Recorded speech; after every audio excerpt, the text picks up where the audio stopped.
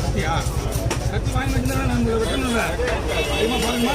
கத்தி நாங்கள் நாங்கள் முடிஞ்சு எவ்வளோதான் எங்கே வாங்குறீங்க நீங்கள்?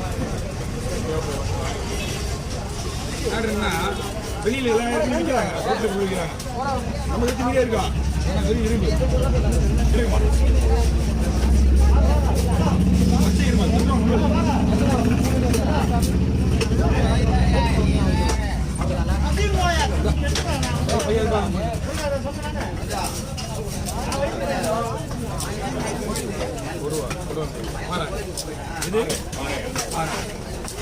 தம்பி கொஞ்சம் மெலிசா போட்டுப்பா போடலாமா?